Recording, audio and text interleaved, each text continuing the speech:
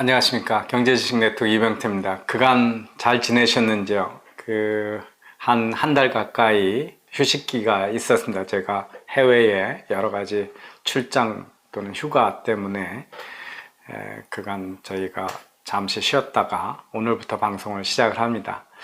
마치 내일서부터 또 구정 연휴가 시작되는 관계로 여러분 새해 인사도 미리 드리면서 시작하도록 하겠습니다. 최근에 뉴스를 접하시면서 어떤 생각을 드시나요? 저는 이게 어디까지 대한민국이 이 헌법 질서에 대한 와해가 지속될 것인가? 추미애 법무장관이 임명되면서부터 예상됐던 건 하지만 이 정권이 전방위적으로 지금 윤석열 검찰총장을 허수아비를 만들고 있으며 자신들의 불법을 수사하는 검찰들을 지금 내치고 있습니다. 이것만 해도 헌법과 법치주의에 대한 유린인데 여기에 넘어서 이제 그간 우리나라의 개인 재산권을 무시하는 다른 나라에 없는 관주도의 부동산 정책이 극성을 펴왔는데 이제는 원래 토지 공개념을 주장하는 토지 사회주의 조지스트 그 옛날 철학을 얘기했던 추미애 장관의 임명도 그렇지만 전월세 또는 부동산 거래를 허가제를 하자의 얘기까지 나와서 부동산에 대한 무지막지한 규제 정책이 더 계속될 수 있다라고 하는 대국민 엄포가 계속되고 있습니다.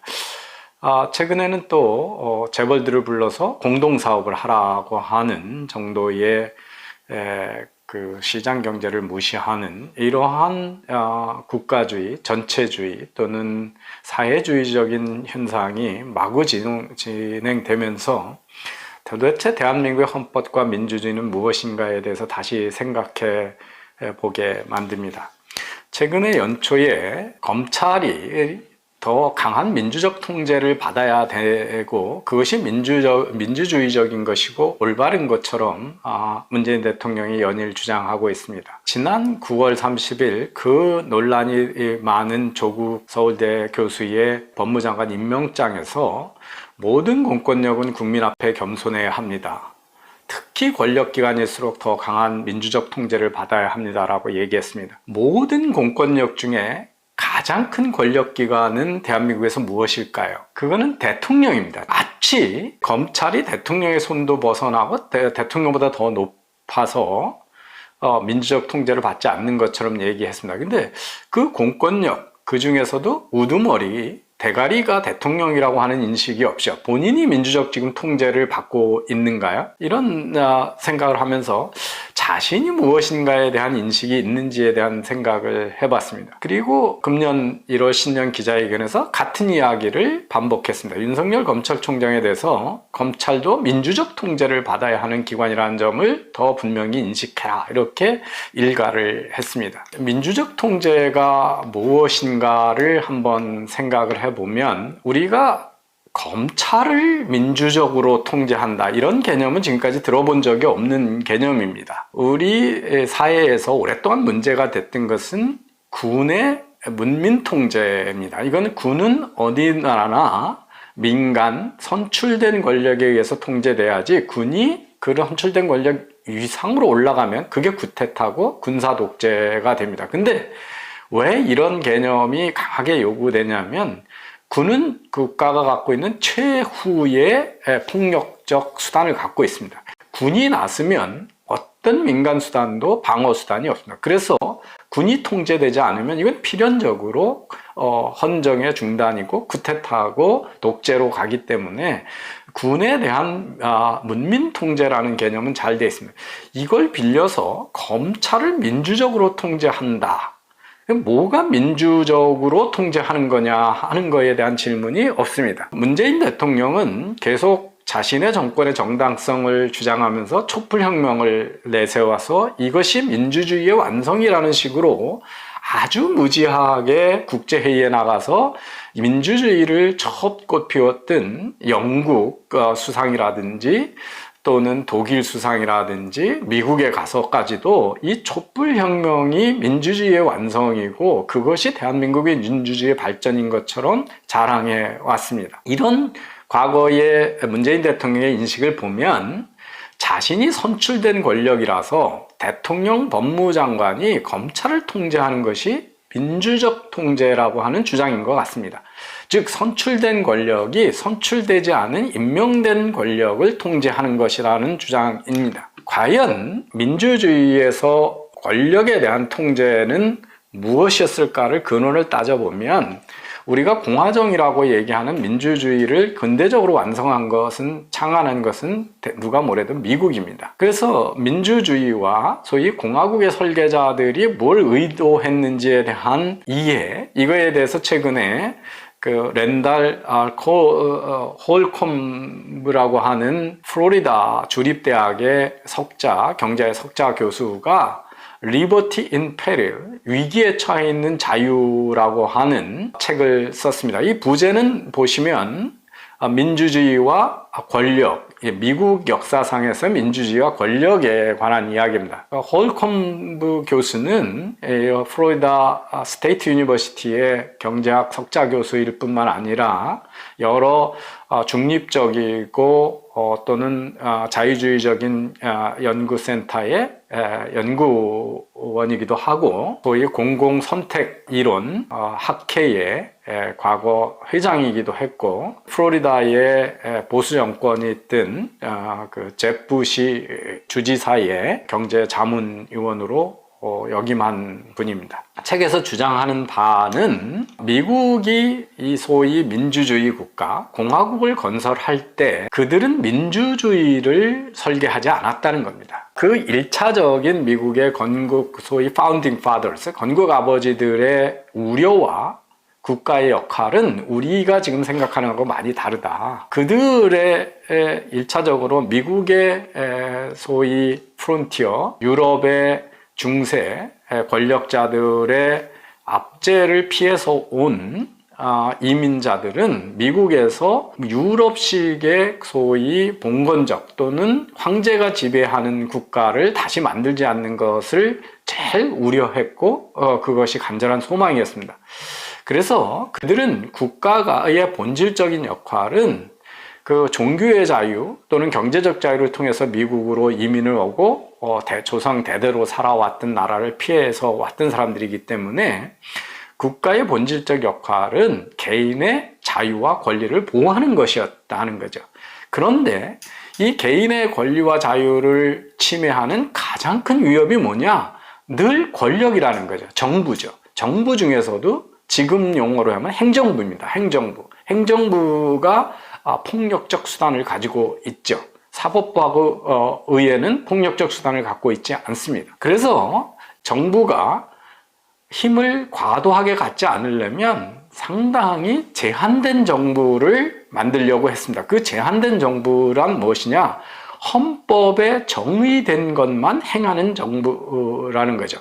그래서 그 정부를 운영하는 1차적인 원칙은 민주주의가 아니라 법치입니다. 헌법에 의한 운영이라고 하는 거죠. 그래서 그들이 우려했던 것은 정부가 비대해지는 건데 민주주의는 우리가 그 헌법의 권력을 갖고 있는 사람들을 민주적으로 선출한다는 뜻이지 그때그때 대중이 의사결정을 한다는 뜻은 아니다라고 하는 것입니다. 그래서 이 책에서 주장하는 것은 민주주의의 본질, 근대국가의 본질은 대중에 의해서 좌우되는 정부, 민주주의를 창출하려는 의도가 아니었다. 정부는 헌법에 의해서 제한된 역할을 하면서 개인의 권리와 보호를 보호하는 국가를 만들려고 하는 것이 첫 번째 목적이었다.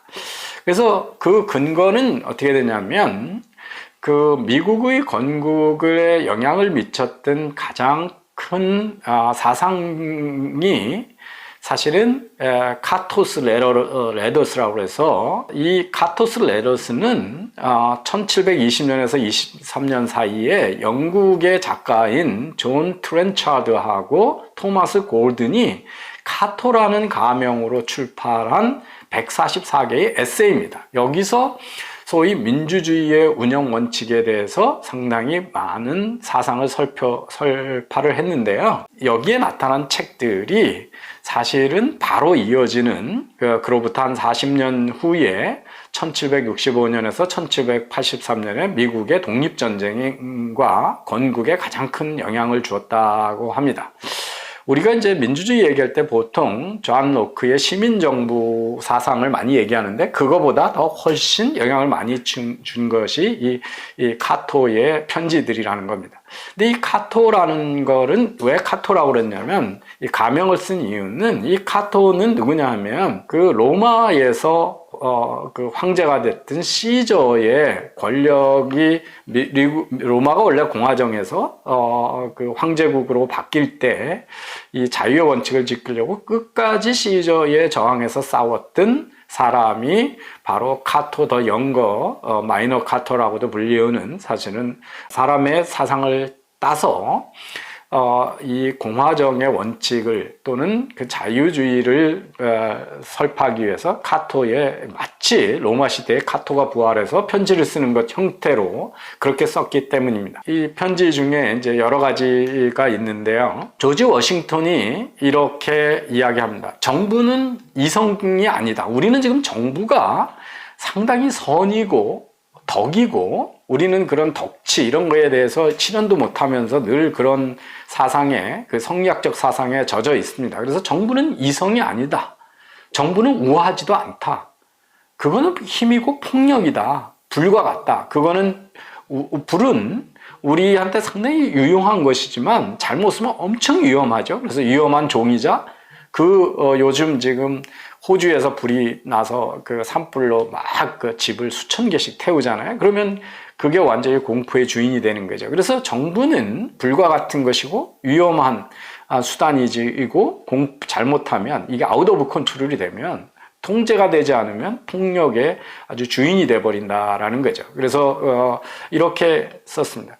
그래서 이 이야기를 조지 워싱턴이 합니다. 그런데 이 이야기가 똑같이 그 카토스 편지에는 권력은 불과 같다. 이거는 따뜻하기도 하지만 태워버리기도 하고 파괴하기도 하고 이것들이 잘 통제되고 있으면 따뜻하지만 이것이 힘을 얻고 나면 태워버리고 모든 걸 파괴하고 그래서 유용한 것만큼 위험하다. 이게 정부도 똑같다는 거죠. 그래서 정부가 유용하고 유용한 태로 남아 있으려면 우리가 불을 쓸 때 조심스러운 것처럼 잘 다뤄야 되고 이게 통제 밖으로 가면 되지 않는다. 이런 사상이 이제 미국의 건국 초기에 있었다는 거죠. 우리가 헌법에서 정부를 통제하게 하려면 어떻게 해야 되느냐 하는 건데 우리가 1차적으로 생각해야 되는 게 자유의 원칙이 정부의 그러니까 자유를 지켜주는 것, 시민의 권리를 지켜주는 것이 정부의 가장 1차적이고 중요한 역할이다. 그런데 우리가 민주주의라고 하는 건 뭐냐? 과반, 다수의 의지를 따른 집단 의사결정이죠. 그래서 이 위험한 게 뭐냐 하면 51%가 또는 50.01%가 의사결정을 해서 다수결에 따르면 49.99%의 의사에 반하는 행위를 무제한할 수가 있죠. 만약에 다수의 의지를 그대로 다 적용을 한다면 그러면 이거는 다수가 소수를 어마어마하게 억압하는 사회가 되고 폭력적 정부가 돼버린다는 거죠.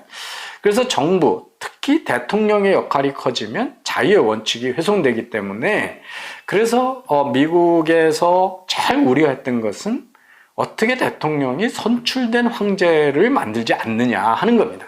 그래서 지금 문재인 대통령이 민주적 통제, 대통령에 의한 통제를 민주주의라고 이야기하는 건 어불성설이다. 그 대통령은 선출됐기 때문에 민주주의가 되는 게 아니다. 선출됐는데 헌법의 정신을 훼손하면 선출된 황제가 되는 거고 그것이 위험한 정부가 된다는 거죠. 그래서 원래 선거는 어떤 거였냐면 헌법이 정한 직무를 수행하는 능력 있는 사람을 선출하는 거. 능력 있는 사람을 선출해서 헌법이 정한 일을 헌법의 뜻을 잘못 해석해서 엉뚱한 일을 하지 않게 하는 거. 이게 대의민주주의입니다. 그런데 요즘 점차 대중의 의지를 확인해서 과반의 의사를 과반이 아닌 소수한테 강제하는 것이 민주주의 이름으로 마구 할 수 있는 것처럼 이렇게 오해하는 경우가 많고 민주주의가 최선인 것처럼 얘기한다는 거죠. 그래서 우리가 자유민주주의라고 할 때 자유를 민주주의에 앞서는 것은 민주주의보다 자유가 1차적인 원칙이 돼야 되고 민주주의는 그 자유를 지키는 데 필요한 능력 있는 사람을 선출하는 과정으로 이해를 하고 수단으로 이해를 해야 되는데 민주주의가 궁극적인 목적으로 생각을 하면 전체주의가 되는 거죠. 대표적인 게 조선인민민주주의 공화국이죠. 이거는 그들도 선거로 뽑았다고 주장을 하고 그 선거로 뽑은 사람들이 무제한의 권력, 헌법이 의미가 없는 무제한의 권력을 행사하는 것들이 민주주의를 앞섰을 때 오는 문제입니다. 그래서 민주주의와 자유가 보완적 관계에 있는 것이 아니다. 자칫하면 상충적인 관계에 있다 하는 거죠. 그래서 직접 민주주의 또는 그 민주주의가 자유를 억압하는 위협에 대처하는 설계를 미국이 근대 국가를 했을 때 디자인하게 되는데 우선은 정부가 직무가 민주적으로 선출된 사람들에 의해서 수행하도록 디자인하는 동시에 정부가 시민들에 의해서 휘둘리지 않도록 보호되는 것도 되게 중요하다는 겁니다. 그때 인기영합적으로 휘둘리면 못할 짓이 없다가 되는 거죠. 그래서 그 휘둘리지 않아야 되는 게 헌법이라고 하는 법치주의가 되는 겁니다. 그래서 헌법을 준수하지 않으면 그 헌법 내에서 제한된 역할을 하게 되는 거고, 그리고 그러기 위한 구체적인 방법이 상권 분립이라고 하는 겁니다. 그래서 대통령이 견제를 받아야 되는 것들이 이제 의회에 의해서 견제를 받아야 되고, 의회가 견제 못하는 사소한 것들은 또 사법부에 가서 견제를 받아야 되는 거죠. 그래서 민주적 공화정은 선출된 황제를 만들지 않는 거지 선출됐다고 해서 그게 민주주의적 통제가 아니다 하는 거고요. 선출된 권력이 민주주의를 바로 의미하지도 않는다는 거죠. 그래서 선출된 황제의 출현을 막는 것은 상권 분립이고 법치다 하는 건데 지금 문재인 대통령 이 정부는 계속적으로 상권 분립의 원칙을 훼손해 왔습니다. 그래서 지금 의회를 거의 지금 여당은 완전히 청와대 출장소가 되어 있고요. 그것도 선거의에서 야당의 다수당 집권을 완전히 원천적으로 봉쇄하기 위한 선거법을 우리나라의 그 군사정권에서도 하지 않았던 군사정권에서도 선거법에 한해서는 여야 합의에 의해서 처리했는데 이번에 최초로 일방적으로 몰아붙여 놓고 지금 코너에 몰고 가고 있습니다. 그리고 지금 사법부가 완전히 정치화돼서 지금 보시면 검찰의 기소라든지 구속영장 청구가 우리법 연구회 또는 민변 출신의 사람이 하느냐 아니냐에 따라서 좌우되고 요번에 판사들이 지금 전임 양승태 대법원장 쪽에서 일했던 사람들은 다 왕따를 당해서 사표를 내고 그리고 지금 살아있는 권력에 수사된 검사들은 다 지금 지방으로 쫓겨가고 사표를 내는 이런 사법화해 그리고 헌재와 대법원 판사를 다 정치적 성향을 보고 뽑는 쪽에 정치화가 지금 진행되면서 상권 분립의 가장 기본적인 선출된 황제를 만들지 않는 그런 민주주의의 1차적인 공화정의 1차 원칙이 우리나라에서 급격히 와해되고 있는 것이 바로 지금 문재인 정부가 아무 눈치 안 보고 이제 재벌들을 불러서 또는 대기업들을 불러서 사업을 동시에 하라고 압박을 한다든지 부동산 거래에 대해서 재산권 약탈적이고 전 세계 어느 나라도 DTI고 같은 대출 조건을 중앙정부가 일방적으로 정해서 획일적으로 적용하는 데는 없습니다. 그거는 은행의 대출 심사관들이 할 일을 지금 장관이 하고 청와대가 하는 이런 사회주의 국가화 되고 있는 것들이 바로 이 헌법의 자유민주주의에 대한 원칙을 마구 허물면서 자기들이 선출된 권력이고 그 지지를 받고 있는 것은 무엇든지 다 민주적이고 할 수 있다라고 하는 공화정에 대한 근대 국가에 대한 원칙에 대한 무지인지 아니면 권력을 위해서 알면서도 그렇게 하는지는 모르겠지만 지금 검찰의 민주주의적 통제, 민주적 통제라고 하는 것은 인류 역사상 존재하지 않는 새로운 개념이고 이게 바로 반민주적이고 반공화적인 독재고 우리 경제의 자유도를 낮추는 아주 근원적인 구조의 와해를 시도하고 있다 이렇게 이해를 하셔야 됩니다. 제한된 정부에 대해서 우리가 미국이나 스위스 같은 정치적인 안정적인 나라들의 국가 설계를 보면 시민이 가지고 있는 권리가 있고 그것을 지방자치가 행사하고 있는데 그 후에 중앙정부는 그 권리를 함부로 침해하지 하면 안 된다. 그래서 중앙정부는 시민사회와 그 후에 시민사회로부터 위임된 권력을 행사하는 거라고 생각하고 있습니다. 그래서 모든 권력은 국민으로부터 온다는 게 시민사회와 개인의 자유로부터 위임받은 사안에 제한적인 역할만 하라는 것이 이 분권적 국가, 제한된 국가의 설계 원칙입니다. 근데 우리는 지금 역대 이래로 중앙 집권적 국가주의에 대한 환상을 가지고 있습니다. 정부가 무제한 권력이고 그래서 중앙정부의 권한을 지방에다 일부 위임하는 게 지방자치라고 하는 지방자치가 중앙정부에 부속돼 있는 것처럼 생각하고 있습니다. 이거는 우리가 분권적 국가하고 주객이 전도된 겁니다. 그 분권적 국가는 시민사회 또는 지방자치가 주고 그로부터 위임받은 제한된 업무를 중앙정부가 해야 되는데 이 중앙집권적 국가는 중앙국가가 모든 권력을 가지고 있는데 그거의 일부를 띄어서 지방정부한테 위임했다.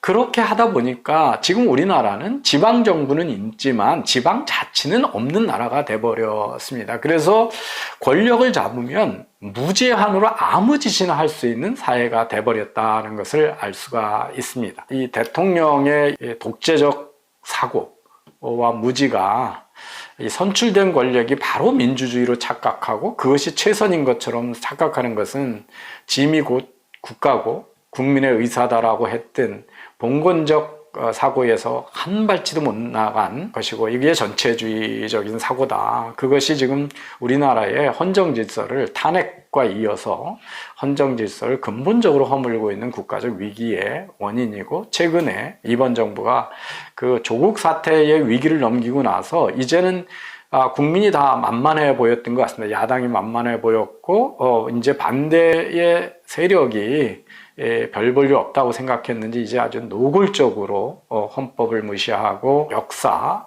우리 인류가 쌓아온 역사적 근대 국가의 지혜를 무시하는 지금 반역사적인 행태가 자행되고 있다. 이것은 우리가 시장이냐 국가냐에 대한 근본적인 시각의 차이가 자유주의와 그 좌파의 시각의 차이다라는 관점에서 경제적 인간의 우리가 볼 때 경제를 잘 살리려면 경제 자유도가 높아야 되고 경제 자유가 높으려면 국가가 제한된 국가가 돼야 되고 통제 대상이 기업이 아니라 국가의 권력이라고 하는 거, 이 점이 우리 사회가 지금 너무 오랫동안 이게 도착돼 있다. 우리나라에서 통제의 대상이 자꾸 재벌이라고 하는 생각이 큰데 재벌보다 훨씬 위험한 권력이 대통령이고 국가다. 그래서 그것이 지금 아주 반동적으로 지금 강화되고 있는 분수령을 우리가 지금 목도하고 있고 이것이 한국 경제를 앞으로 재앙적 수준으로 더 몰아넣을 위험에 처해 있다는 것을 말씀드리겠습니다. 감사합니다.